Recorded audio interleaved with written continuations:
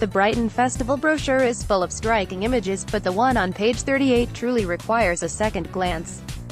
A metal cage surrounds a strange, mushroom-like structure from which bolts of electricity protrude, crackling into the air. This is XFRMR, Robbie Thompson's unique show that stimulates at least 3 of the senses. Sometimes you can even smell the electricity at work. Deconstructing the experience takes some doing, so bear with me. Robbie's starting point was the Tesla Coil, Nikola Tesla's 1891 design, whose primary function is long-range power transmission. The pleasing side product of the coil is that it can make electricity dance. You will probably have seen a recreation of this effect on display at the Science Museum, or any kind of technology expo. What Robbie was excited by, however, was its potential as a music instrument. Scientists and musicians have been able to create sounds from the coil before, but they've always been flat and lacking in dynamism.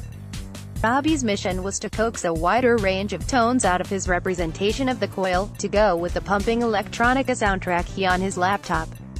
The way XFRMR actually functions is by Robbie programming waveforms to manipulate the high-voltage discharge from the coil. The end result is, effectively, a show that comprises song and dance, albeit in the most unexpected of ways. It's the voltage itself that is grooving and giving off rich musical noises. I knew it was possible to alter the frequency of the coil's output and make new tones, says Robbie. I was interested to see whether I could make something a bit more expansive than what people have previously done with the coil. I wanted to get into the nuts and bolts of it and see how it reacted as an instrument. For instance, you can make it sound like a snare drum.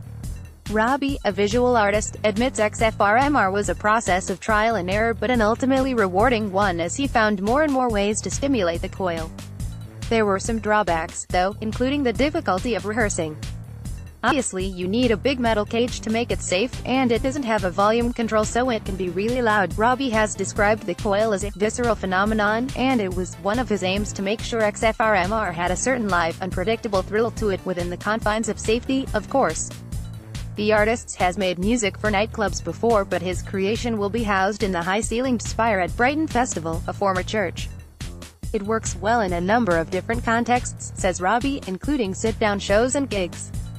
Parts of the composition suit different settings. There's a really good range of music. The acoustic of the church will mean it has a lot of reverb at Brighton Festival. We performed it in a church last summer in Edinburgh and it really enhanced the sound. A knowledge of the exact science behind XFRMR isn't important to the enjoyment of the show, says Robbie, but many people who have seen it so far have not wasted any time in quizzing him about the technicalities of the piece. I'm always happy to talk them through the setup and what's happening, he says. People seem to be interested in it, but you don't need to know the ins and outs prior to seeing it. You'll see more straightforward shows at Brighton Festival, but it's safe to say you'll see nothing more unique and, yes, electrifying. XFRMR The Spire, Wednesday, May 16th to Sunday 20, 7:30 p.m. and 9:30 p.m. BrightonFestival.org